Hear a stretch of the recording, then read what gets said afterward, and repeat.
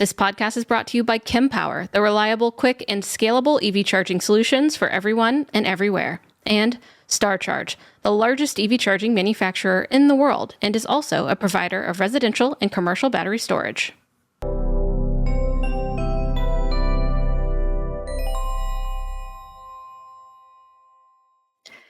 Hello, everyone, and welcome back to the Out of Spec podcast. I'm your host, Francie. Thank you for plugging in with me today for some absolutely electric news, because that's what we do here. We cover electric news, electric vehicle news, everything from owning them to road tripping them to breaking headlines to covering the new and cool technologies and companies in the space.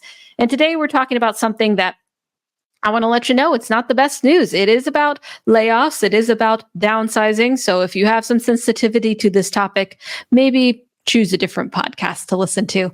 On January 26, 2024, just a couple of days ago, Polestar announced plans to cut 415 jobs globally. This is about 15% of their workforce. Polestar is a fully electric platform EV company. They are headquartered in Sweden. And while Polestar's plant in Chengdu, China, makes many of its vehicles, the Polestar 3 SUV, one of their newest models coming out, will be made in an assembly plant in Ridgeville, South Carolina. So Polestar's workforce is sprinkled across the globe. Why are they doing this? Well, Polestar cites challenging market conditions, and this is nothing surprising. The market is challenging. It's an expensive place to be. You have to be competitive. And that means you have to make some hard choices sometimes, obviously. So they did outline a new business plan in November of 2023. So here's just kind of a picture of what they had given out to the public. They had reduced their delivery forecast and their margin target. They did not hit the reduced targets even. They also aimed to reduce their reliance on Volvo and Geely. So Polestar was not born in and of itself, but out of Volvo and Geely. And now they want to really stand alone as the Polestar brand and say, this is what we are. We're doing this as a single brand and really enter the space without a super direct tie to any other automaker, which is interesting. I think that if you get in a Polestar, you might not really know if you haven't sat in a Volvo, but I could definitely see some inspiration from the Volvo brand for sure.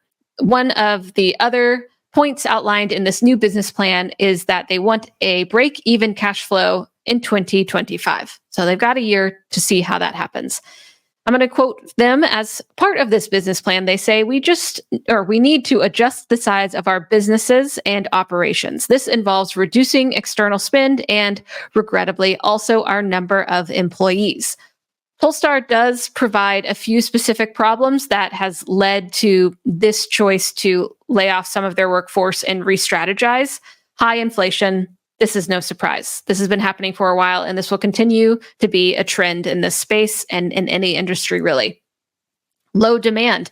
A lower demand than was perhaps hoped for in the EV space. I think that demand isn't necessarily dipping, but maybe it's tapering off. Maybe it's not growing as expected. There was a lot of optimism for sure. And also Tesla price drops.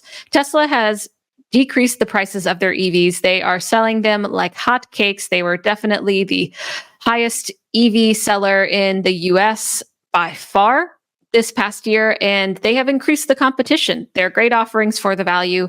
And this is leading automakers like Polestar to have to reduce their profit margins, which means there's just less money to go around. So now we have some ideas for additional factors that we've identified which might hurt sales and profitability and lead to this kind of business strategy of downsizing their workforce. One is import tariffs. Vehicles manufactured in China have a 25% import tariff in the US. However, Volvo is largely avoiding this tariff through something called a duty drawback. There is still a 25% import tariff to bring in a Polestar 2 and other Volvos. However, when Volvo exports EX90s and Polestar 3s built in the US and South Carolina, they can offset the import tariffs. Kind of like a trade-off, a smart trade-off. So the duty drawback is where businesses can refund import duties and tariffs against exports in the same tariff classification. Because it's 25% For example, if they exported one EX90, which is around 80,000 US dollars, they could then import about two EX30s tariff free. Of course, we're talking about Volvo here, but the same could apply to Polestar or other companies. Polestar is looking to get about 99% of the import tariffs reduced. That is, great if they can do it. We will see how they go about this new strategy. Time will tell. Additionally, these vehicles are not eligible for federal tax credits when you buy it. However, customers can take advantage of a lease loophole. There are actually some very compelling deals right now, about $349 per month. Polestar is still building their brand recognition and identity as well. They are new. Volvo, of course, stands tall. Everyone knows Volvo, but Polestar, a bit of a quieter presence, I have to say. Many drivers, especially those not as involved or invested or interested in cars or in electric vehicles, probably don't know who or what Polestar is. Though my sister's father-in-law did order a Polestar 3, his first electric vehicle ever, and is waiting for delivery. And that is the first step that he's taking in his journey to electric. So I'd love to have him on soon to kind of talk about what was his motivation there and why. I have a feeling it's seeing it in person, taking it for a test drive, and really giving it a go and getting that experience with it.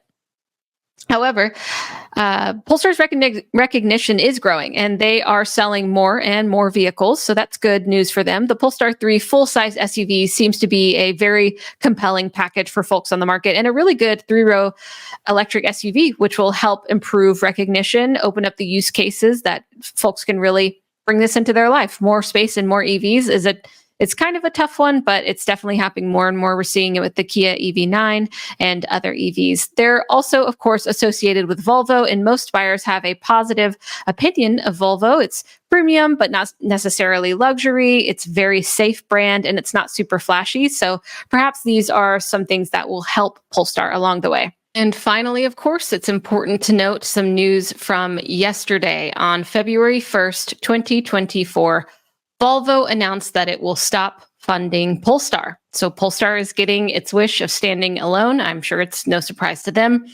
Volvo is handing over the responsibility to Geely Sweden Holding, which is a Geely subsidiary. And Volvo's CEO says that this is a natural evolution as Polestar develops to stand as its own automaker. Previously, Volvo had 44% stake in the company, and this move will allow Polestar to look for funding outside of Volvo, and on the flip side, will allow Volvo to focus on their own brand. They have goals of being fully EV electric by 2030, and Volvo will remain a partner with Polestar for research and development, manufacturing, retailing, important critical functions like that. So they're not just totally abandoning, but they are no longer funding Polestar. So some additional context about Volvo, just for fun. Volvo had a great year in 2023. They announced all these record numbers that they hit, including an increase in 21% in revenue, 43% in profit, and an increase in operating margins. So doing pretty well. A lot to celebrate there in 2023. And this development with Polestar, this change in their relationship, will give Volvo even more capital to pay for that EV transformation, which we know is expensive. After the announcement, interestingly, Volvo stock soared by 30%. Does this point to the strengths of Volvo and the weaknesses of Polestar? Perhaps. The market definitely had something to say about it. Not sure if this is really a great sign for the EV space. It is definitely rough news in terms of layoffs for Polestar, and also Polestar is not getting all the funding from Volvo, although it seems like it still has critical aspects of that partnership involved and opportunity to diversify their funding, but now they must withstand the pressure of the EV space on their own as Volvo continues on their own path. But this is further evidence that the EV market is not as strong as expected. I'm not saying by any means that it is totally plummeting, but it's a challenging space to be in. We've seen other automakers follow similar patterns this past year. GM has delayed investment in production of their EVs. They've canceled plans with Honda to build a cheaper EV. They delayed plans for their Orion Township factory to build the Silverado EV and Sierra EV, and they're refocusing on their plug-in hybrid EV offerings. Ford is also delaying investments in their EV side of the business. $12 billion of investments have been pushed back. I have podcasts about this, including a second battery plant partnered with the company SK in Kentucky. Ford has also reduced their production on the F-150 Lightning, and Ford is allowing unsold Mustang Mach-E's to be used as rental cars or loaner cars, which is allowing more dealerships to loan out EVs, which probably means that there's too much inventory. There are considerably more EV inventory compared to combustion engine inventory out there. GM EV sales were also lower than expected, and kind of we're seeing the pressure of all this, making expensive vehicles, not having tons of demand, and having to respond in a way that makes sense as a business. EV sales are still growing, but just not as fast as they perhaps were expected or hoped to be. I'd love to know your thoughts on this. Don't love to hear about layoffs at all or divestments in the space, but it is definitely a dynamic and complex industry that will face many challenges, will, and is facing many challenges. Let me know your thoughts. Are you a Polestar owner? Also, I'd love to know that. I know Max on our team has a Polestar 2, and Kyle has a Polestar 1, so not really EV, but Polestar for sure. Polestar friendly over here. Thank you for plugging in with me today for another podcast on the electric vehicle world. I really appreciate it.